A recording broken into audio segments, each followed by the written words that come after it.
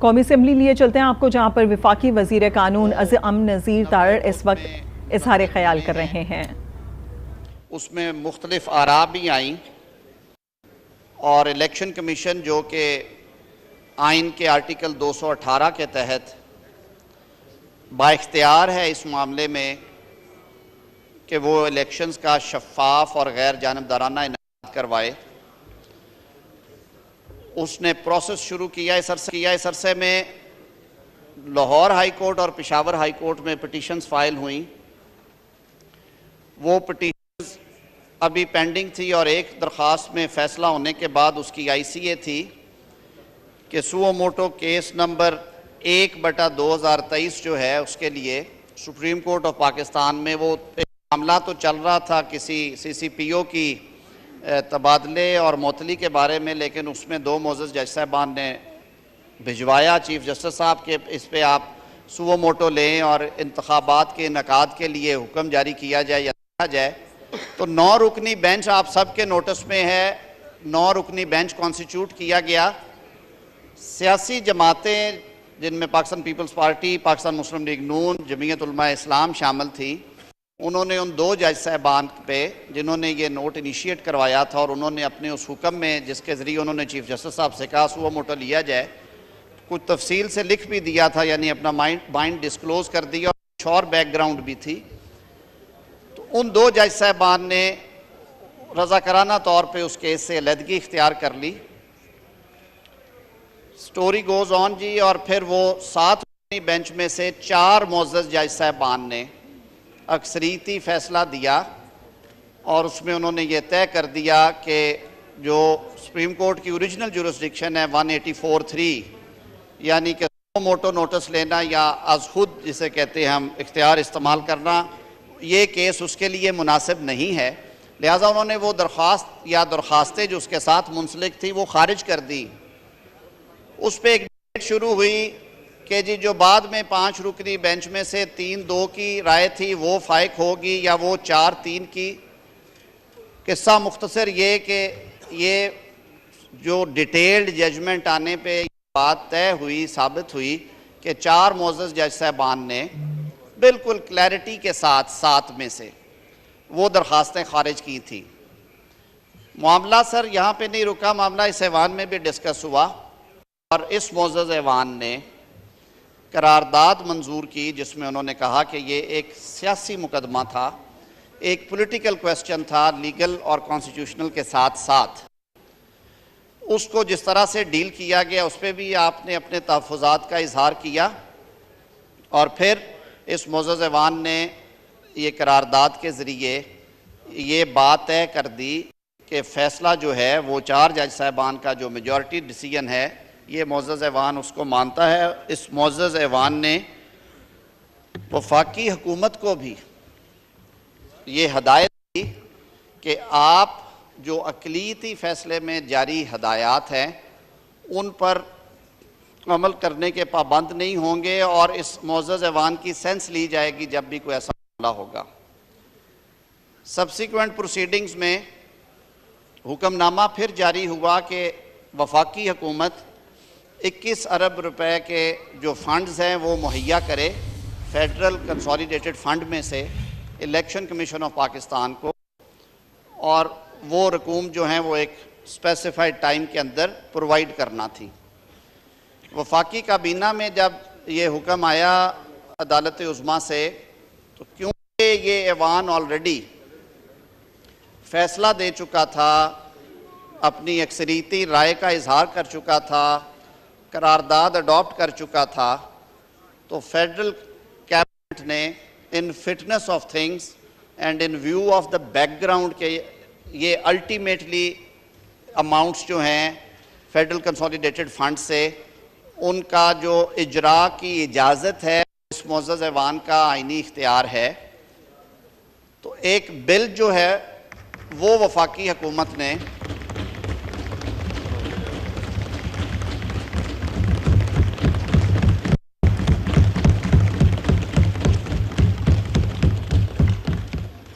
वज़ारत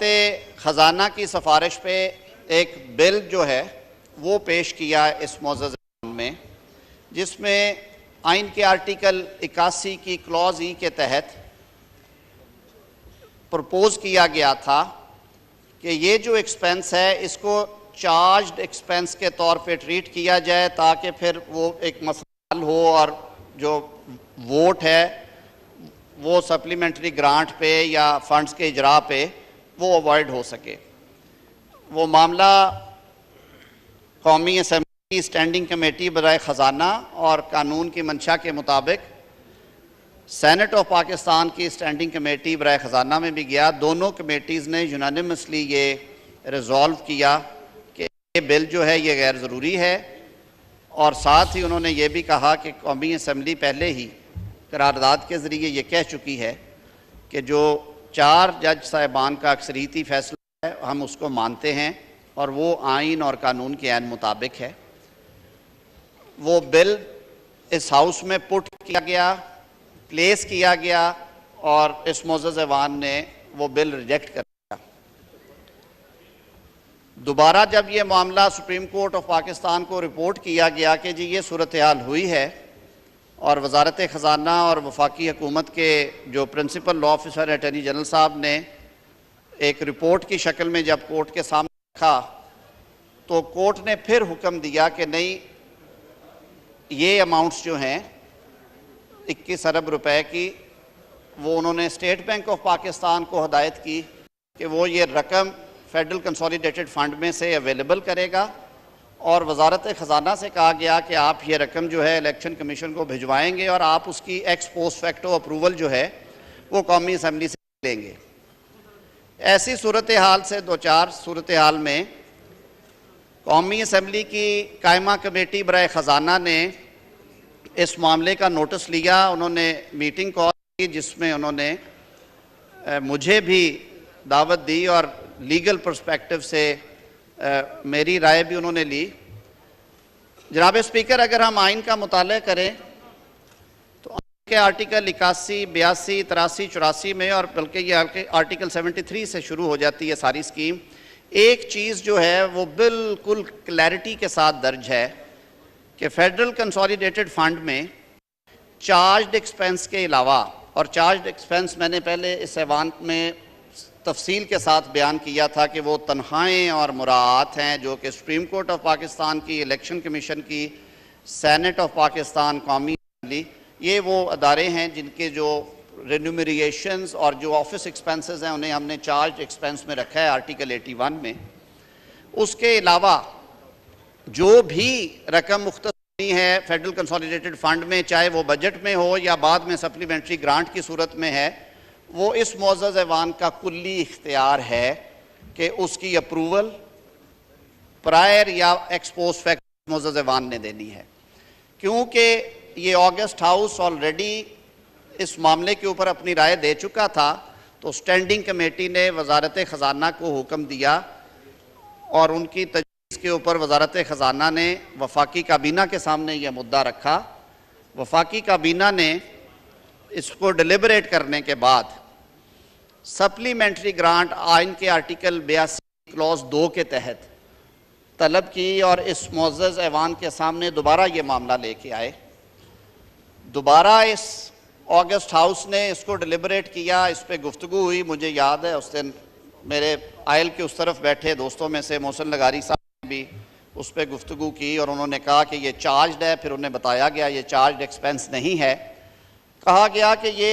x post facto हमेशा हो जाती है, ये भी समझाया था और आज फिर ये मैं देता हूँ कि ये बात किसी हद तक दुरुस्त है कि वफाकी हुकूमत in many instances supplementary grants को ECC और कैबिनेट से अप्रूव करवा के वो अमाउंट्स जो हैं वो स्पेंड की जाती हैं, लेकिन एक एक अमाउंट को माली साल ख़त्म होने से पहले और बजट आइंदा साल का पेश होने के बाद, आप लोग मेरे से बहुत ज़्यादा जानते हैं, आप उस एक एक सप्लीमेंट्री ग्रांट को, उन मोशंस को टेकअप करते हैं, उनको ग्रांट करते हैं या उनको करने का इख्तियार आपको होता है। जनाब स्पीकर, इस केस में क्योंकि अदालती अहकामात थे और ये हाउस क्योंकि ऑलरेडी 2 दफ़ा बड़ी क्लैरिटी के साथ अपनी सेंस भी दे चुका था, वोट भी दे चुका था, और इस हाउस का ये हुक्म था वफाकी हुकूमत को कि इस बाला मुअज़्ज़ज़ ऐवान के सामने रखे बगैर फेडरल कंसोलिडेटेड फंड से अमाउंट्स इस मद में आपने देनी है, तो हमसे आपने अप्रूवल यहाँ से होनी है। उसकी वजह यह है कि आज अगर वफाकी हुकूमत वो 21 अरब रुपए की रकम जारी कर भी दे तो इस हाउस ने कल को एक्स पोस्ट फैक्टो देनी है। तो अगर कल को आप एक्स पोस्ट फैक्टो अप्रूवल नहीं देते तो वो जो 21 अरब का ब्लैक होल है उसका जिम्मेदार कौन होगा, वो रिकवर किससे होंगे, वो कौमी ख़जाने से निकली हुई रकम है, वो कहाँ पे गिनी जाएगी। तो इसी तनाजुर में सप्लीमेंट्री ग्रांट जो थी काबीना ने कहा कि इस मुअज़्ज़ज़ ऐवान के सामने रखी जाए। सारी बातें आपके सामने रखी गई। ये कुल्ली इख्तियार है आईने पाकिस्तान के तहत अवाम के मुंतखब करदा इस ऐवान का। इस ऐवान ने अपना राइट एक्सरसाइज किया और वो जो ग्रांट की जो डिमांड थी मोशन नंबर 64A वो रिजेक्ट हुई। ये सूरत हाल भी दोबारा जब सुप्रीम कोर्ट ऑफ पाकिस्तान के सामने अटॉर्नी जनरल साहब ने रखी तो उन्होंने गुज़िश्ता हेयरिंग में जनाब स्पीकर कुछ अहकामात जारी किए जो कि आज वफाकी काबीना के सामने रखे गए। 19 अप्रैल 2023 का जो हुक्मनामा है उसका पैरा में से कुछ पोर्शन मैं इस मुअज़्ज़ज़ ऐवान के गोशगुजार करूँगा, क्योंकि दोबारा ये हुक्म हुआ कि वफाकी हुकूमत ये फ़ंड्स रिलीज़ कर दे और जो मामला है पार्लिमान का और हुकूमत का वो बाद में तय होता रहेगा। अब मैं ज़रा आसान से लफ्ज़ों में बता रहा हूँ जी, तो मैं उसके कुछ एक्सट्रैक्ट्स पढ़े भी देता हूँ। When viewed from this perspective, the rejection of demand number 64A has serious constitutional implications कि इसके बड़े आइनी कुछ मुज़म्मिरात हैं। One possibility is that the government and also since the federal cabinet is appointed on the advice of and is headed by him, the Prime Minister, have lost the confidence of the majority of the members of National Assembly कि जी ये लग ये रहा है कि अगर demand reject हुई है तो वज़ीर आज़म या काबीना जो है तो ऐवान का एतमाद खो चुकी है। इस पे लर्नड अटॉर्नी जनरल ने कहा categorically stated that this was not so कि ऐसी बात नहीं है। ऐवान कौमी असम्बली की अक्सरियत जो है वो आज भी वज़ीर आज़म के साथ है और उन पे एतमाद का इजहार करती है। तो उस पर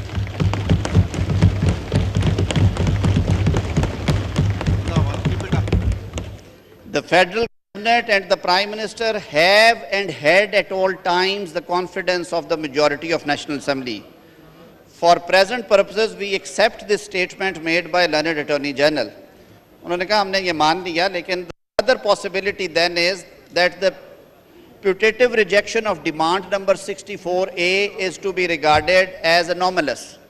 and the resulting situation can be rapidly rectified. उन्होंने फिर हुक्म दिया कि अच्छा अगर ये बात है तो फिर ये किस तरह से हो गया, अब इसको दुरुस्तगी भी की जाए और उसको दोबारा मंजूर किया जाए। The learned Attorney General fully appreciated the serious constitutional consequences that would flow were first possibility reflect the correct position. Furthermore, any future to and fro of this matter between the executive and legislative branches would not advance or serve any constitutional purpose. अब court ने कह दिया कि ये जो executive और मुकन्ना के दरमियान ये जो है हुकूम के जारी करने का मामला, उन्होंने कहा इसको पसे पुश डाल दिया जाए। मैं आसान लफ्ज़ों में कह रहा हूँ, और ये अमाउंट जारी कर दी जाए। आज फेडरल कैबिनेट में ये बात डिस्कस हुई एट लेंथ। कानून के तालिब इल्म के तौर पे मैं भी समझता हूँ, आइन मैंने भी पढ़ा और आज फिर दोबारा पढ़ा और फेडरल कैबिनेट की मीटिंग के अंदर भी पढ़ा कि वजारत ख़जाना जब ये दोबारा डिमांड लेके आई कोर्ट के अहकामात के ताबे, तो एक चीज़ जो मैंने पहले शुरू में कही थी कि आइन के आर्टिकल्स 81, 82, 83, 84 में बिल्कुल ये वजाहत के साथ दर्ज है कि फेडरल कंसोलिडेटेड फंड से, यानी कि जो पब्लिक एक्सचेकर जो स्टेट का जो हुकूमत का गवर्नमेंट का पर्स है, उसमें से जब भी अमाउंट निकलेगी वो मशरूत होगी कौमी असम्बली की मंजूरी से। इस पर्टिकुलर केस में ये मुअज़्ज़ज़ ऐवान कैटेगोरिकली ये हुक्म दे चुका है और वोट के ज़रिए ये बात कह चुका है कि ये अमाउंट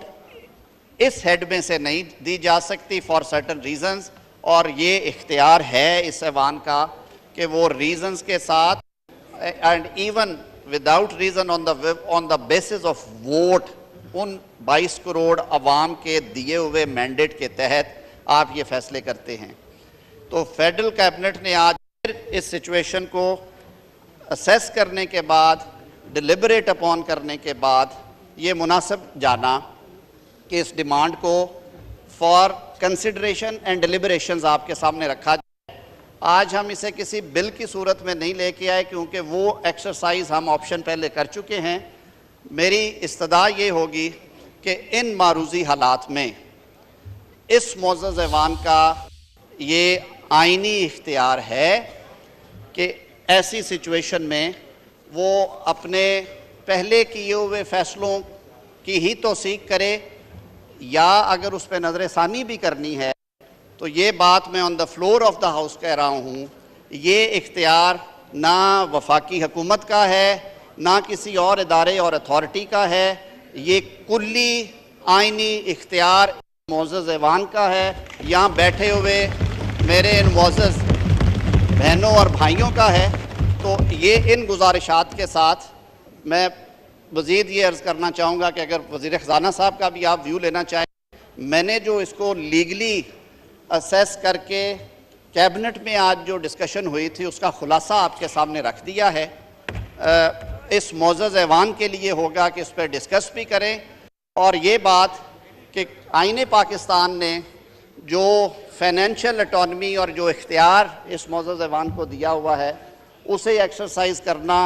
आपकी मंशा और विल पे है, ना वो अपनी मंशा के ताबे है ना वो वफाकी काबीना के मंशा के ताबे है। ये मैं सिर्फ गोश गुजार करना चाहता था। जनाब स्पीकर, बहुत शुक्रिया, आपने वक्त इनायत किया। मोहतरम इसहाक डार साहब, मिनिस्टर फॉर